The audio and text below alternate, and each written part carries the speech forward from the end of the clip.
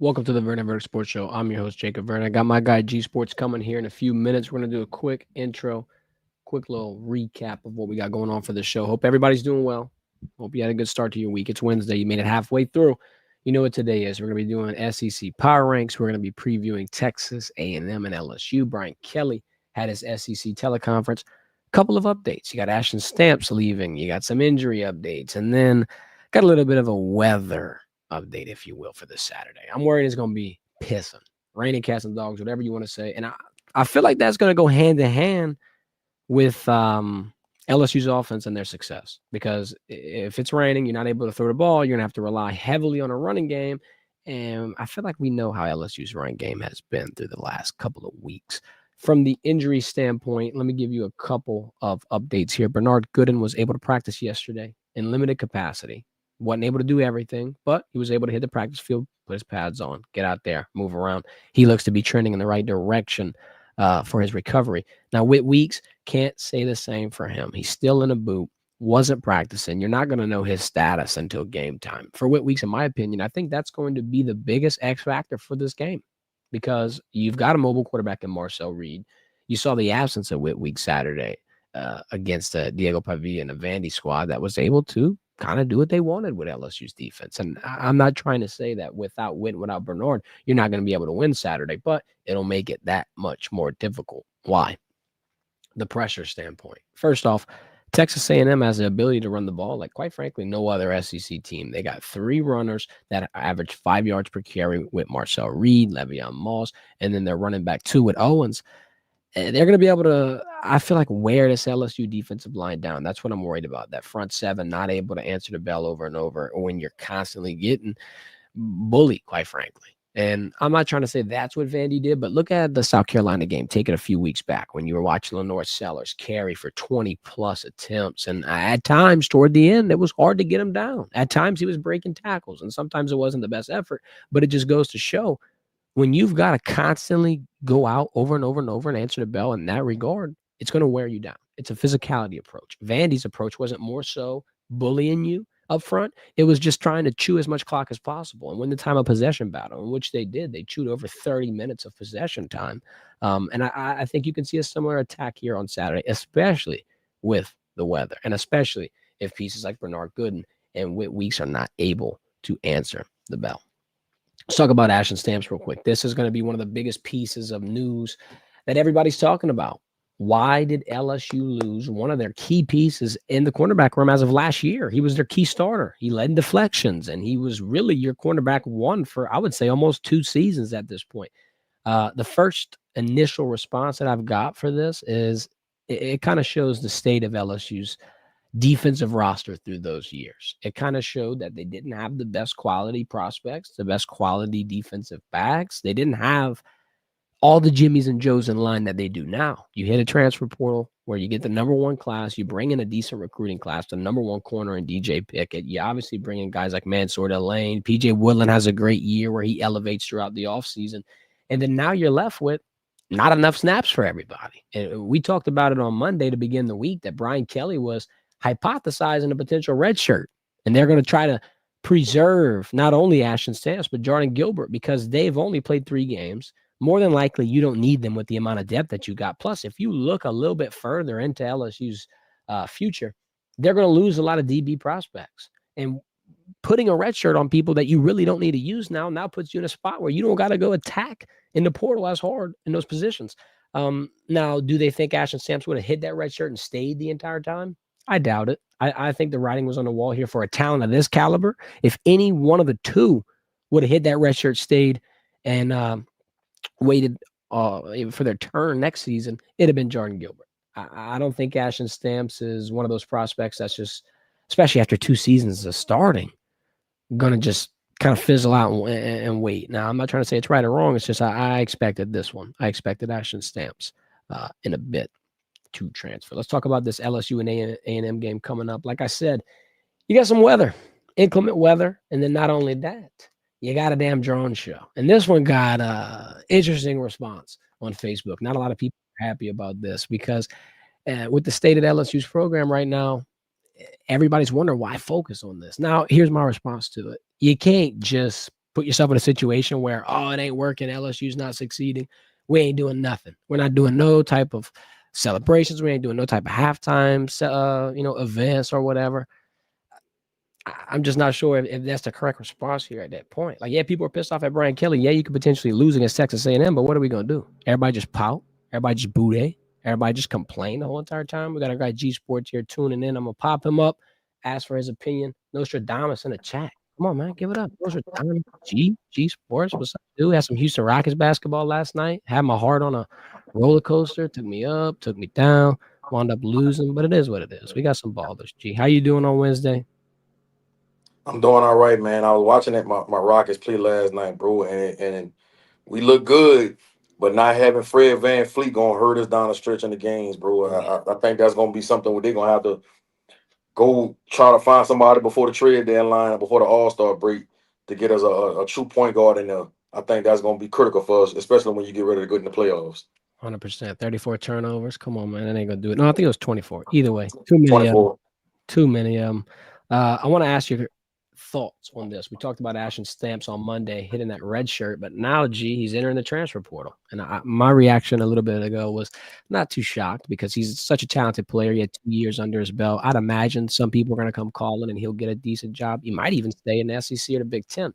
I was going to also double down and say if anybody would have hit that red shirt and stayed for LSU, it'd have been Jordan Gilbert, just because I feel like I'm not going to say he hadn't proven as much, but Ashton Stamps, he led us in deflections last year. And then also another point, it kind of showed the level of talent that LSU's had throughout the last few years. Because now you get to a point where you bring in Mansour Delane, DJ Pickett, BJ Willen's talent rises because of competitive depth. And now you got Jimmy's and Joe's out the wazoo. And I feel like it's just an interesting representation of how LSU's looking right now from a talent. React to Ashton Stamps departing. What's your thoughts on this? I'm not surprised. This is the landscape of college football. You think you got depth, but you really don't have depth because if a guy feels that they should have a bigger role, they're not going to want to play. They're not going to want to play more than 4 games because then you lose their year of eligibility. So Yep. I understand both sides of it. I understand Ashton Stamps is looking at it like if I play, even though I'm not playing, I'm not having the role that I expected to have this year, then now I only got 1 year to play with. Well, with him doing this, now he has 2 years, right? And Mhm. so from a player's standpoint, I get it. From his, him talking it over with his family, I get it. But then I also get it from LSU standpoint or whatever university is dealing with this. Because now if DJ Pickett goes down, if Mansour Delane goes down, that's a really good player that you don't have to come rotate in for you. And so it puts you in a bad situation, bro, especially when you start talking about this time of the season when guys are dealing with knick-knack injuries and you one play away, you one turn ankle away from going down. So, you know, um, all the best wishes for Ashton Stamps, man. I covered him in high school at Rummel, covered him at some camps. He was a guy that kind of was a late bloomer when you talk about getting recruited by big schools. So I'm sure he'll land so well, really good and have a really good career. Do you think anybody gets an opportunity in this room now with something like this? Because I mean, you can't always predict these types of things. But like, look, a Michael Turner, does he get more reps in a situation potentially? Like, does somebody here now take what was presented to them? Yeah, PJ Woodland was the third corner. Then you still have Jakeem Jackson that came from Florida. Yep. So I would think that's the next 2 guys that will rotate in behind Mansour Delane and DJ Pickett. Michael Turner for sure still will have an opportunity at some point. I think Jakeem Jackson been dealing with a hamstring this whole season. That's why we really haven't been seeing him.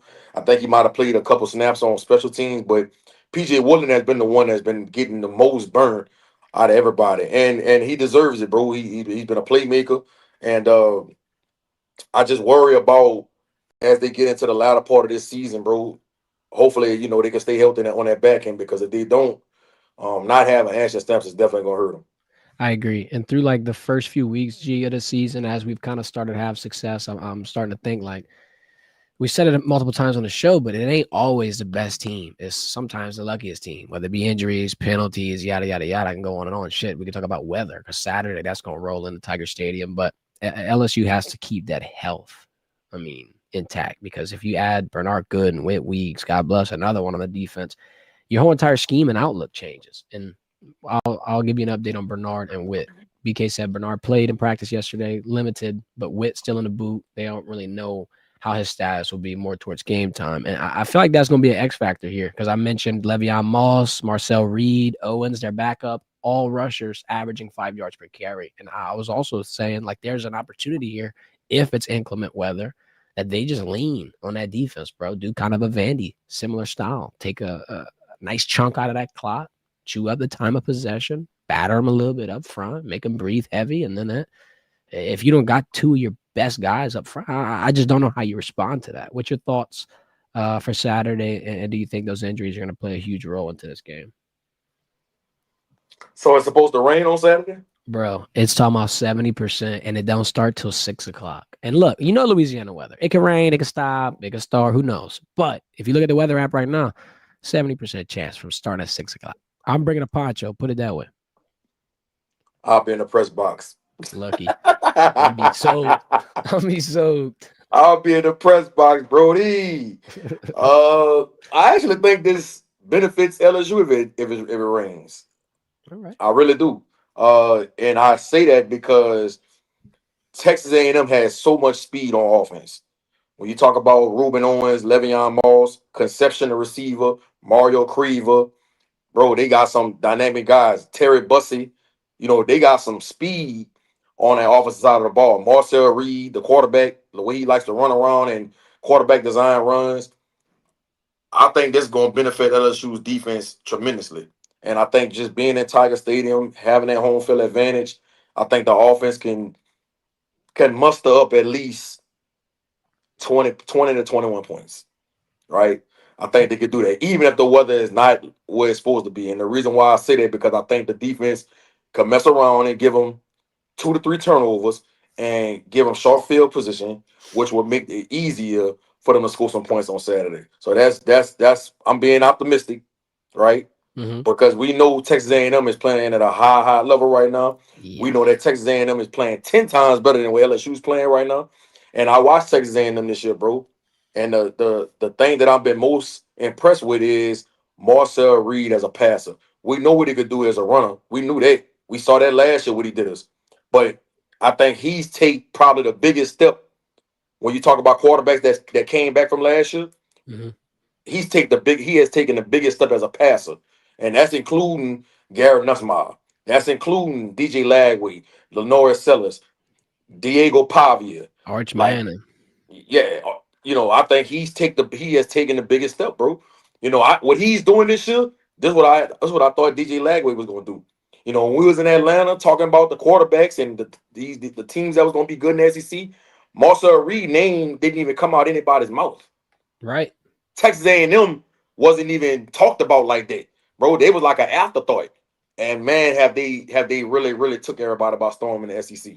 I agree, bro. And then when you look at the statistics, like I could even argue that their offense is way more explosive than Vandy, dog. 460 total yards, 36 points per game. I'm scared about this test, man. Listen. A&M offense is 10 times better than Vandy's offense.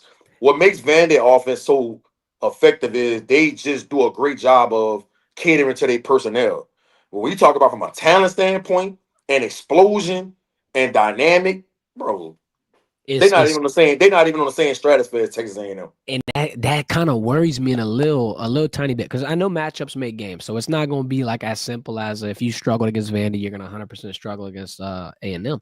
But man, when I just look at the depth chart, and then you were talking about the wide receivers, KC number 7, Mario number 1, bro, they combined for 10 touchdowns. Ladies and gentlemen, I just want to put some context to that statistic. Garrett Nussmeier, no slander. I'm just saying, he has 11 passing tutties. So their top 2 wide receivers are combining for what almost every single LSU wide receivers combined for. And look, they have a ton of explosive plays. I want to say, correct me if I'm wrong on this, I want to say Texas A&M leads the SEC and plays over 20 yards. I believe it, bro. And I'm wondering, like, yeah, I feel like the weather can kind of take some of that out. But yeah, then that's what I'm saying. If they constantly pound that run, though, I just want to know how LSU is going to respond to that. If you got Bernard Gordon, I still think it will benefit LSU because although A&M can run the ball, they're not a team that They're not gonna do the same type of. They're not gonna have the same type of scheme that Vandy has. If this was Vandy coming into Death Valley and it's gonna rain, I'd be like, ooh, I don't know. I don't know. But A&M is trying to get on the perimeter, bro. Okay.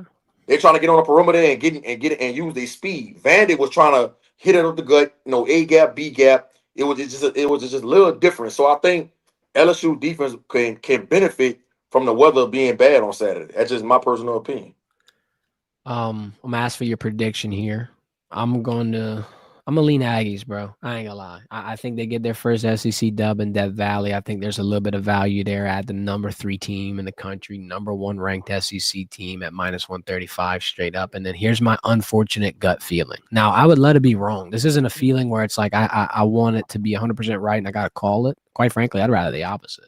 I think that the defensive pressure that A&M's line is going to put up against Nussmeier and that the offensive line that we've been questioning a little bit. I think Nussmeier might have a late game turnover, and it's just going to be very reminiscent to what the A&M game was for me last year because they got all that tape. And not only do they have all that tape, but now Marcel Reed is going to be in there for 4 quarters. And sure, yeah, they're going to game plan for him, so I'm going to hat tip to that. It's going to be able to be fixed. But, gee, I watched in 1/2 what Marcel Reed did to LSU. Now I got to watch 2 halves of it. Now, could it be different? Yes, it could. My gut is my gut is my gut, and I'm worrying a little bit. How are you feeling about it? My gut tells me that LSU is going to come out with some formations that A&M hasn't really seen on film. That's what my gut tells me. I just don't see Brian Kelly and that offensive staff and Joe Sloan saying we're going to do the same thing we've been doing these first 5-6 weeks of the season, knowing that one of our best offensive linemen and Tyree Adams, which is Nussmeier's blind spot, he's gone. You saw how bad DJ Chester looked at how bad DJ Chester looked against Vanderbilt. I mean, getting bull rushed right into Nussmeier. Bro, that's unacceptable. I'm sorry. Right? You know how Weston Davis been struggling, right? Mabenga. Like they just don't have a good group. I'm not gonna say they don't have a good group because I do think this group is talented. I think it's a lack of experience, and I think it's a lack of chemistry on the O line, and it's a lack of physicality for whatever reason that is. So I just think that they're gonna do some different things. I think you're gonna see a lot of 2 tight end sets. I think you're gonna see they might keep both of the tight ends in and the running back to give him a lot of max protection, which means you probably want to only have 2-man routes. Sometimes you're gonna have 3-man routes and let one of the tight ends go out, keep one in, and keep the running back in. Right? You're gonna need 7-man, 6-man protection 75, 80% of the time on Saturday. That's the only way they're gonna be able to have some type of success throwing the ball. Yep. Because if you think that this group is gonna be able to block A&M's group 1-on-1, I don't know what you've been watching. How number 9, the edge rusher, leads the SEC in sacks. So you already know what type of day is about to be. They secondary, long, lengthy, athletic. Desmond Ricks, Will Lee, Bryce Anderson. Bro, they got dudes. Linebacker, York, Scooby Williams. I think York probably one of the best linebackers in the SEC, bro. I think he's probably the heart and soul of their defense. Number 21. Matter of fact, he caught a pick last year. They're gonna have to show A&M some different looks that they haven't seen on film if they want to have success on Saturday. If they come out doing the same thing they've been doing, running the same type of formations, and A&M gonna eat them alive. They just will. That's just how I feel about it. So you got LSU winning, you think? That's your I lean? I'm gonna go if the weather is bad, I'm gonna go LSU. All right. I go LSU. I go LSU 17-13. No, what? 17-13. No, no, no, no. 17-14. LSU. If it's raining. I like it. The If it's extra point. nasty, and it's raining, even if the rain off and on, I go LSU 17-14. If it's a light rain, the rain stop and it's not nasty on that field, I gotta go with A&M 28-14. Watch this. Watch how weird I'm about to be. 17-16 A&M, and I'll walk you through it. 3 field goals from Ramos, and then you get 7. Hold up, you from got 3 field Asmani. goals even if it's raining? Hell yeah, I do, bro. I think that LSU is going to be red zone. Whoa. I think you're going to get down there. It's going to struggle. I mean, bro, when LSU gets in that red zone, I hate to say it, there is an efficiency chart on Twitter. I wish I had the picture with me. You probably saw it. LSU has over 50% of I think it's like a positive drive, whatever little word they use to describe this statistic. Either way, they're averaging 2 points per drive, dog. Everybody that's averaging 2 points per drive has like 25% success. LSU's having over 50% success, but it's one of those plots where like everybody's over here and LSU's right here. It's like, man, what am I watching? So I'm just doing it for the prices right in me. I want to be real close. You got 14. Wait, what do you have? You had 16, 13? No. If it's raining or if it's nasty, I go LSU 17-14. Oh, 17, 14. Yeah, 17-14. If it rains and then it stops and it's not nasty and it's the field is not what I don't know what kind of grass or turf or whatever the hell it is on LSU's They got in LSU Stadium, but it's something I never really experienced before. So Yeah. I don't really know. I'm trying to think about how the grass was. It's against Bermuda Bama last year. grass. That's what they Huh? call it. They call LSU's Tiger Stadium grass Bermuda grass. It's very Bermuda thin grass. blades. Yeah. So I can't remember last year because it rained a lot for the Bama game last year. Oh, what? Was the field nasty? It wasn't horrible. No, I think it drained pretty well. I think it doesn't retain or not. It ain't like no high school stadium where you're gonna be sitting there like puddles all Yeah, over the place. gotcha. Okay. I think it's good. Bermuda. What kind of grass it is again? Bermuda. Remind me of the Bermuda Triangle, dog. Grass. I'm gonna have to go Google this when I get out of here. I need that shit in my backyard, G. Yeah, Come on. yeah. I hope it self-trim. So if it rains and it stops, I think A&M is in prime position to win this game 28-14. They'll win the game by 2 possessions, in my opinion. If it's not raining.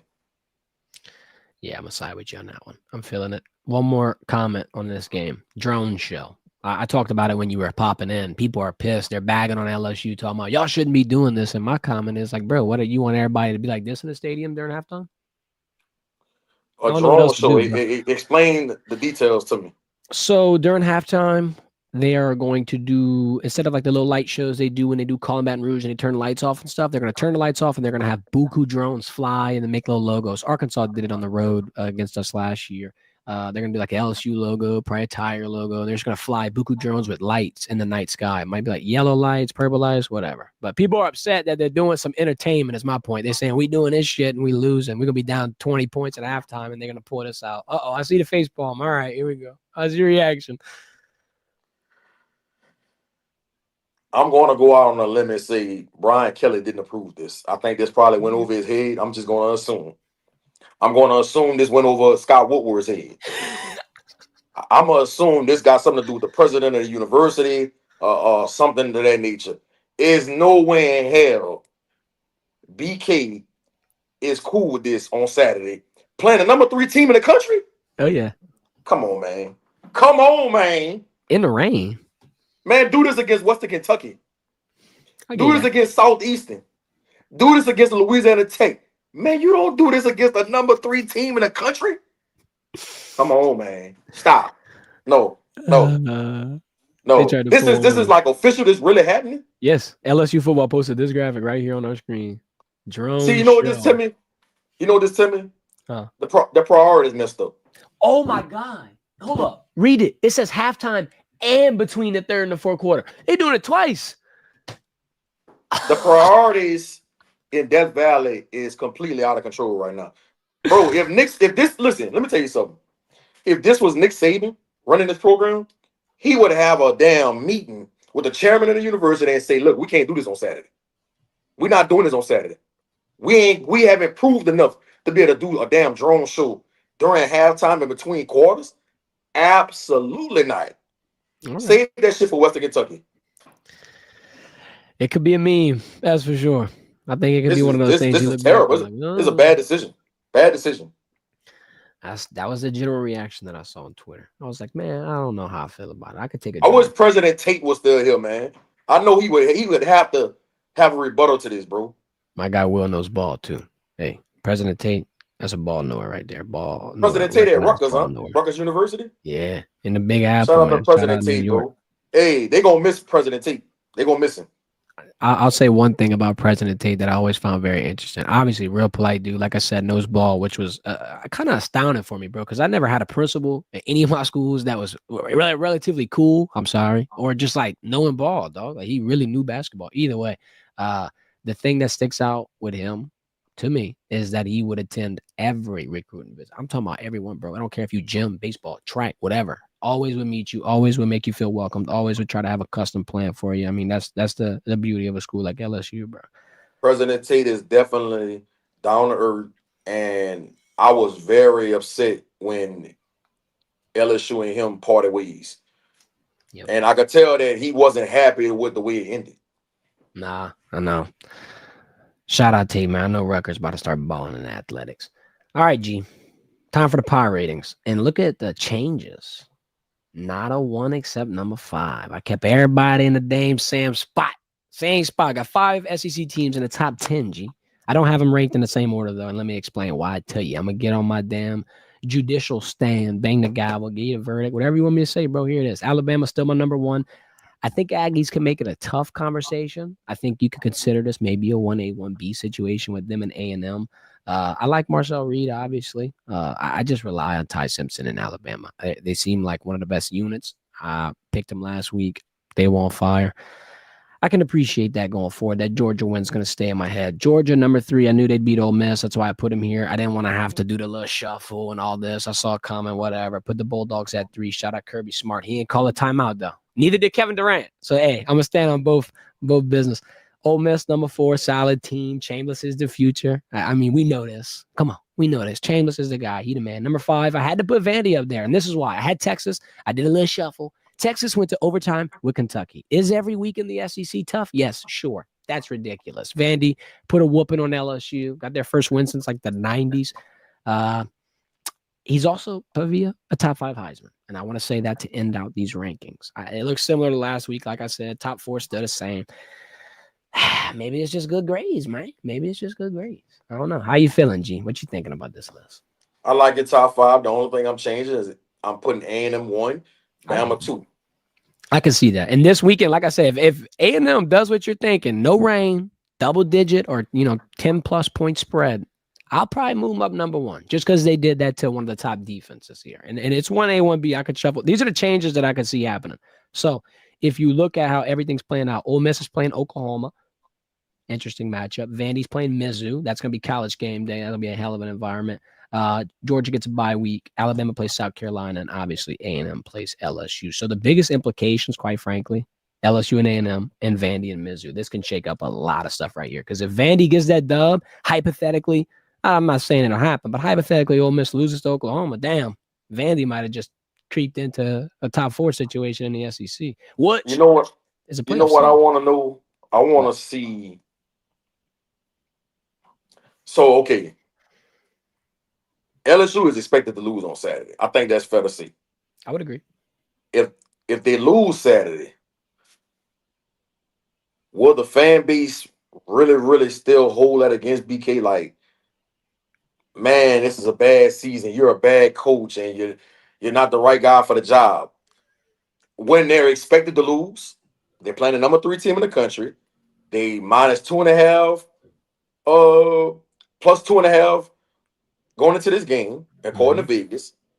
So, do you really give them a lot of scrutiny if they lose a game on Saturday? I'm going to say no, because I feel like, to your point, if everybody's already expecting it, and this is already the number 3 team in the country. But LSU fans are delusional. LSU fans are unrealistic. LSU fans are more or something like Cowboys fans. They always think they're going to win it all every year, right? Yeah. Even when they know they ain't, even when they don't even have a good team, they still think they're going to win it. That's just how LSU fans are. So that's my question. Like, they not a better team than A&M. This is the number 3 team in the country. They undefeated. They got some really good wins. Do you really hold this against BK if they lose on Saturday? I don't think it's fair, especially with what's going on with the offensive line, especially what's going on if Weeks don't play. Yep. That's like, the big one. Yeah, I think you got to give him a little grease. I agree. I think the only way that I'll see the other side, my devil's advocate argument here would be like, let's say it's a game management decision where you went forward on 4, should have took the points, you wound up losing by 1, then maybe. But if it's just a loss and you played your best effort and A&M's just a better team and shit, they covered a 3-point spread that Vegas put out, I'm not gonna be upset. We already talked I about how we agree. feel Monday because it's like, bro, I understand that a lot of people at face value don't understand how much stuff has to go on behind the scenes to do a buyout, to hire a new staff. Like, bro, I'm telling you, you're gonna be in the same spot. A lot of people are gonna disagree, and to your point, that's the delusion in the fans because they're thinking you hire a new guy, he's great, and then the first year we won and it's over. It took just one move. And I mean, we like me and you both know how this is about to go. The coaching And the, and carousel the, is gonna carousel, man. and what the LSU fans gotta stop saying. They keep talking about we did a buyout with Ed Ogeron. Ed Ogeron buyout was 18 M's, bro. Last time I checked, 18 M's and 50 M's is completely different. Yeah, and So then people need to stop saying it. They really need to stop saying that. And even if they wait till next year, 40 M's is still way more than 18 M's. I'm in just a saying. world too where every coach getting extended is getting 12 million a year, more than likely, G, we know how this is going to go. You're going to have to go take somebody's coach. You're going to have to extend them with a huge contract. You're going to have to bring in more analysts. Right now, Blake All Baker's right. the highest paid coordinator. So it's like, bro, you throw 50 mil in the fan, you throwing 50 more mil in All the fan. right. So I got something for you. All So right. what if they get blew out Saturday? What if they get blew out Saturday like they did against Bama last year? Like 42-14 is horrible, never competitive, and everybody just pissed off. And The then fan, people the fans people gonna be start beating the upset. traffic at third quarter. The fans gonna want it. I'm a stand. I could see LSU. Look, I'm gonna go out on a limb and say they could even finish 6-6, 7-5. I just don't know in my head if throwing $100 million in a fan at this era of college football is the way to go. Another point Hey, too, you know, look, nah, I gotta stop you. I gotta stop you. You get blew out in Death Valley for the second year in a row, like that's unacceptable. You go 6-6 and end up in the LittleCaesars.com bowl. they I I definitely think Scott Woodward gonna be waiting for him in the tunnel. they going to the Pop Tart Bowl already, man. I'm already expecting some foil. I'm already expecting going to South Florida or something. Like I'm already knowing what I'm getting. Maybe a damn barbecue bowl, a baked beans bowl, a mayonnaise Hey, I'm gonna bowl. tell Like you, I'm I'm gonna getting tell some type of mediocre bowl. look, I'm gonna tell you. See, LSU fans, they'll still go to Florida. Oh Can hell you imagine if they get put in a New Mexico bowl? yeah! The Idaho potato bowl. I forgot that. Dog, if they get put in like the New Mexico bowl or something like that, that'll be a travesty.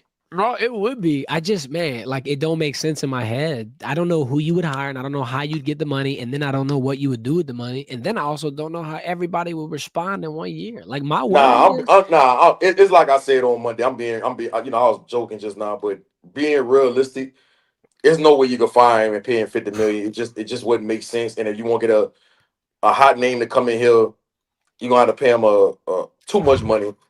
The only answer to this is you just gotta part ways with everybody on the office of staff.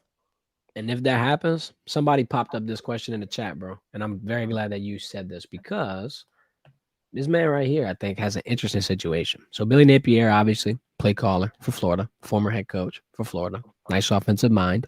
LSU potentially could be in the search for an offensive coordinator. Gene, I want to pick your brain on this because it would be a step down.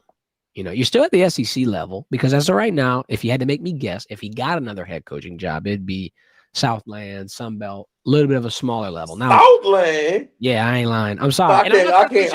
I can't let you disrespect Billy like that. I respect you standing up for your guy. Bro, I think he gonna have to earn his stripes a no, little bit. bro, no, I think bro, so. no, bro, And that's no, hey, look, I respect. Look, hey, this is why I no, respect you, man. You gonna stand for your guy. I just no, bro, I don't think he getting a bigger job. I'll say it that way. He ain't no. getting a Nate, big job. listen, So listen. is the LSU Nate, offensive coordinator job like Nate ain't does it going to no appeal? damn Southland conference. Well, Absolutely then not. does he go to LSU? What do you think? You think this is a job he'll consider like, all right, No, cool, pride to the side, let's run it. no. He's not gonna do this. First of all, him getting hired as an OC wouldn't make sense because one of the biggest issues they had at Florida with him is the play calling. So why I would agree. LSU bring him there? They're gonna be calling him Joe Sloan 2.0. So Yeah. You no. You had No. an interesting point because you were saying that him being a head coach and focusing on the play calling would be too much. And then now the gear started turning. I saw someone comment. I'm like, all right, cool. So if he's just focusing on play calling, could it get better? I still think that Nate is a head coach. Mm. He's a CEO. He's a leader of men. He does a great job of delegating and making things run the right way. I just think he needs whatever he ends up next, he needs to let someone else be the OC. I just really believe that, bro. And I think if he'd have did that at Florida this year, I'm not saying they would have been top 5 in the country, but he would be in the mix to get in that 12-team playoffs. He wouldn't be fired right now for sure. Yeah, it was quite the turn of events. Looking like dialing it back to, let's say, SEC Media Days, the biggest question mark I had wasn't even about any talent, wasn't about nothing other than the strength of the schedule. And that's just the cards you dealt. You know what I'm saying? You said it like a year ago. I remember verbatim. You were just saying you can only play the games that you get given. Like, you're not just going to go out there and change your schedule. So, I mean, look, if this was another year, another schedule, who knows what happens to Billy Napier, dog? Maybe they only lose 2 games. They just got dealt a really tough path. I ain't going to lie And to you. and look, I just think that DJ, I talked about this a few weeks ago. Me and Jabbar Jalou, the running backs coach at Florida, you know, me and him was just discussing the landscape of college football and just the state of the program at Florida. And he alluded to DJ he really didn't play in the spring. He didn't really participate in the spring. Fall camp came, he got hurt like the first week in fall camp. So when you go that long without repping it, and getting that chemistry with your O line, getting that chemistry with your receivers, and seeing different defenses, and just getting into the swing of things, bro. It's hard to come jump in this league and think you're just gonna hit on all cylinders. DJ Lagway looked better last year as a true freshman than he do this year, and I think it's because of what Coach Jabbar Jalou talked about. Him missing the spring, him getting hurt the first week in fall camp, and it hurt him when the season came. I think if that doesn't happen, things are probably totally different right now in Florida. I think you see him doing what Marcel Reed doing right now. Interesting. Do you think DJ Lagway stays in the system, or you think he's going to have a pick of a litter here? He's saying all the right things. They're asking him about the portal and will he leave. He's saying I'm a Florida Gator and all this. He's, that's what he's supposed to say. But like I said Monday, and I'll say it again, and I'll keep saying it. LSU need to throw the kitchen sink at DJ Lagway. And I already told you that there's rumors that LSU gonna be trying to go after Nico, the quarterback at UCLA. 2 good prospects. That arguably be the 2 top prospects in the entire transfer portal. And I don't want people to think that means that I don't believe in Michael Van Buren, or the coaching staff don't believe in Michael Van Buren, because they think really highly of Michael Van Buren. But if you got a chance to get DJ Lagway and you got a chance to get Nico, you can't pass that opportunity up. Called a no-brainer, G.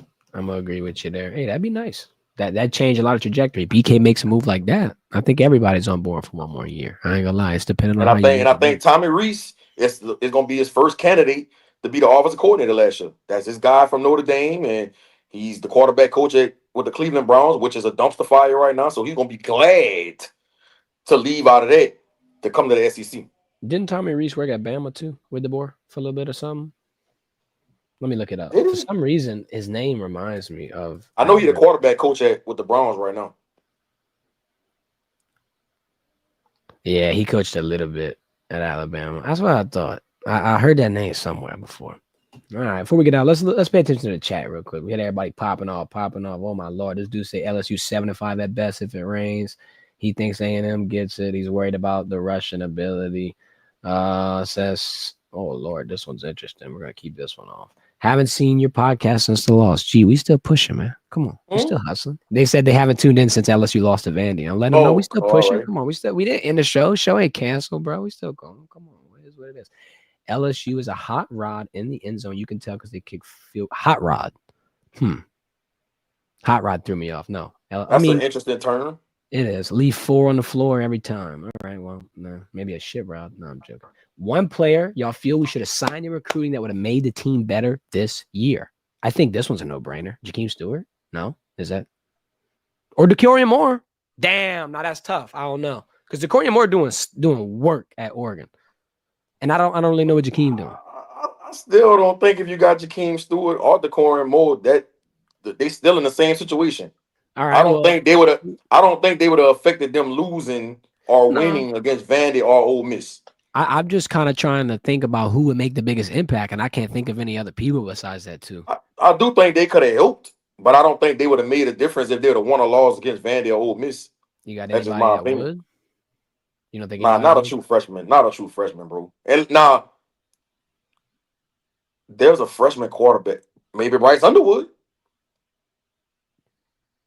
If Bryce Underwood was the starting quarterback at LSU, things might be a little different. And this is True. why. And this is why I said it, because the offensive line wouldn't have to be perfect every time you go to throw the ball, because Bryce Underwood will be able to manipulate the rush, and they would have to be very skeptical of how they want to blitz and things of that nature because of his escapability and how Mhm. athletic he is. Yep. So if Bryce Underwood was the quarterback at LSU right now, that might have affected rather they if they would have won at Ole Miss and at Vandy. I truly believe that. And that's no knock the Nussmire, but that's just what it is. That's Mhm. the day and age we living in, bro. You have to have a quarterback that can get out the pocket and make DCs think twice about how they gonna blitz you and come off the edge on you. And when you playing against Nussmire, bro, you don't have to think twice. You just go. No. Right. I like this one right here. Come on, G. Look at this. He said LSU fans ain't Cowboy fans. That's Michigan fans. Oh. And guess what? I am a Michigan fan. I'm a Michigan fan. Hey, look, whoever that was, you're only good as your last national championship. How All about that? right. Hey, this is How about probably that? the only How about year. that? Oh wow, How you about gonna be that? able to use that. I like it though. I like it. Bleed L- blue. this dude say LSU gonna be 7-5. Talking about shouldn't have hired him for 10 years, 100 million. I'll say this: next coach you get, I don't do 10 years. I'll do 5. But 10 10 years was 10 a years lot. was insane work. This guy said more like the toilet bowl. We talking about Boston baked beans bowl. He talking about toilet bowl. This might be one of my favorite comments. Napier to Tulane. Holy crap.